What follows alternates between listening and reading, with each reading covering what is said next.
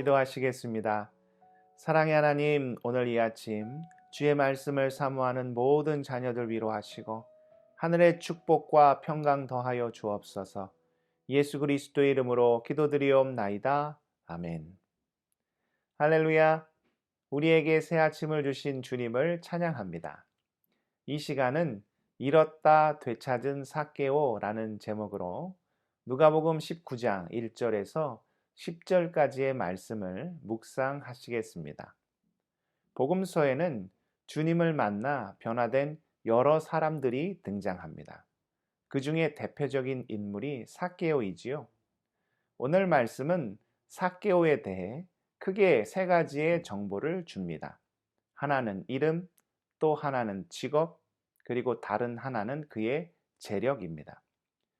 삭개오라는 이름은 순수하다, 정결하다는 뜻을 가지고 있습니다. 이름은 보통 부모님의 바람을 담고 있지요. 자녀가 태어나면 어떠한 인생을 살았으면 좋겠다는 부모의 소망을 담아 이름을 붙여줍니다. 삭개오의 부모님은 하나님을 잘 믿고 또 율법을 잘 지키는 신실한 분들이셨던 것으로 보입니다. 그러니 자녀의 이름을 하나님 앞에서 순결하고 정결하고 거룩하게 살아라는 의미로 삭개오라고 지어주셨던 것이지요. 그런데 그의 직업은 어떠했습니까? 세리장이었습니다. 세리는 당시 가장 악독한 직업 중 하나였습니다. 세리가 하는 일이 무엇입니까? 동족인 이스라엘 사람들에게서 돈을 빼앗아다가 로마 정부에 바치는 일이었습니다. 우리 역사에 빗대어 표현해 보자면 친일파와 같은 존재였다는 것이죠. 그런데 그냥 세리가 아니라 세리 중에서도 가장 높은 자리인 세리장이었던 것이죠. 더욱이 그는 부자였습니다. 세리가 어떻게 부자가 될 수 있을까요? 정해진 세금만 거두어서는 결코 부자가 될 수 없습니다. 어떤 일을 상상해 볼 수 있을까요? 거두어야 할 세금보다 더 많이 거두어 들인 후에 일부만 로마 정부에 바치고 일부는 자기 호주머니에 넣었던 것이지요. 정리해 보면 그는 이름과는 전혀 어울리지 않는 정반대의 삶을 살았던 인물이었습니다. 이름은 순수하고 정결하고 거룩하다는 뜻을 가지고 있는데 삶은 부도덕하고 부정직하고 지극히 세속적이었다는 것이죠.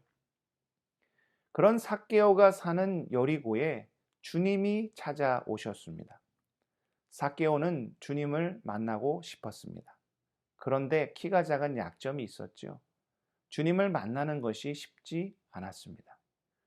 그러나 생각해 보면 작은 키보다 더 큰 걸림돌들이 있었다는 것을 알게 됩니다.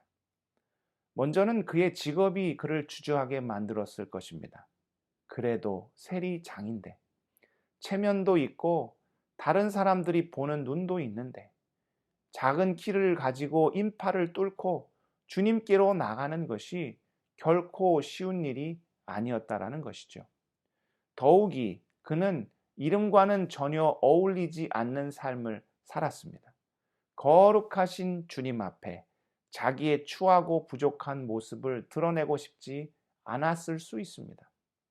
그래서 그가 택한 방법이 무엇입니까? 숨어서 주님을 보는 것이었습니다. 이왕 키도 작은 거, 나무에 올라 몰래 주님을 보기로 하지요.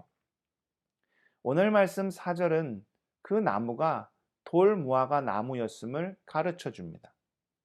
돌무화과 나무의 특징은 잎이 무성하다는 것입니다. 그래서 나무에 사람이 올라가면 그 안에 사람이 있는지 없는지 알 수 없습니다. 아마 이런 연유로 일부러 돌무화과 나무를 택했는지도 모릅니다. 그런데 놀라운 일이 벌어집니다. 5절 앞부분을 보십시오. 예수께서 그곳에 이르사 쳐다보시고 이르시되, 주님은 삭개오가 정확히 어디 숨어 있는지 아셨습니다. 아무도 볼 수 없는 그곳, 자신을 철저히 감출 수 있는 그곳에 숨어 있었는데 주님은 그가 어디에 있는지 알고 계셨다는 것이죠. 더욱 놀라운 사실이 있습니다. 주님이 그의 이름을 알고 계셨습니다. 성경 어디에도 주님이 이전에 삭개오를 만났다는 기록이 없습니다. 그런데 주님이 그의 이름을 알고 계셨다는 것이죠. 그리고 그의 이름을 부르십니다. 삭개오야 속히 내려오라. 이 부르심은 단순히 이름이 불린 것 이상의 큰 울림으로 그에게 다가왔을 것입니다. 삭개오, 순수하고 정결한 자여, 왜 거기 어두운 곳에 홀로 숨어서 떨고 있느냐? 내가 너의 이름을 알고 너의 고통을 알고 너의 눈물을 안다. 이제 그곳에서 내려와 나와 함께 하자. 그 순간 삭개오는 망치로 머리를 세게 맞은 듯한 큰 충격을 받았을 것입니다. 그래, 맞아. 내 이름이 삭개오지.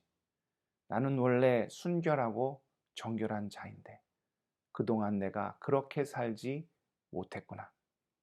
이제 주께서 나의 이름을 회복시켜 주셨으니 내가 그 거룩한 부르심 앞에 참되게 살아야겠구나. 그는 곧 나무에서 내려와 주님을 자기의 집에 모십니다. 그러나 더 중요한 사실은 그가 자기 마음의 집에 주님을 모셨다는 사실입니다. 그가 어떻게 고백합니까? 자기 소유의 절반을 팔아 가난한 사람에게 주고 잘못한 일이 있으면 내 갑절이나 더하여 갚겠다라고 이야기합니다. 이제 세상 욕망과 욕심이 자기 인생의 목적이 아니라는 것이죠. 주님을 마음에 모셨으니 주님 뜻대로 살겠다는 믿음의 결단을 한 것입니다. 사랑하는 성도 여러분, 어쩌면 우리가 삭개오일 수 있습니다. 하나님께서는 우리를 거룩하고 복되게 창조하셔서 이 땅 가운데 보내셨는데 주님의 뜻과는 상관없이 세상 속에서 흔들리며 살아가는 우리가 바로 삭개오일 수 있다라는 것이죠. 그가 주님을 만나 놀랍게 변하여 주의 사랑받는 자녀로 회복된 것처럼 우리도 주님을 마음에 모심으로 놀라운 구원의 감격을 경험할 수 있기를 축복합니다. 기도하시겠습니다. 주님, 우리가 삭개오입니다. 주님은 우리를 거룩하게 창조하셨는데 우리는 세상 욕심에 휘둘려 흔들리며 살았음을 봅니다. 이제 다시 한번 주를 바라보게 하시고 주의 목적을 회복하여서 주님이 원하시는 삶, 거룩하고 정결하고 복된 삶을 살아가는 우리 모두가 되게 하여 주옵소서. 구원의 감격, 자녀됨의 기쁨을 회복하는 귀한 하늘의 삶을 살아갈 수 있도록 우리를 인도하여 주옵소서. 예수 그리스도의 이름으로 간절히 기도드리옵나이다. 아멘.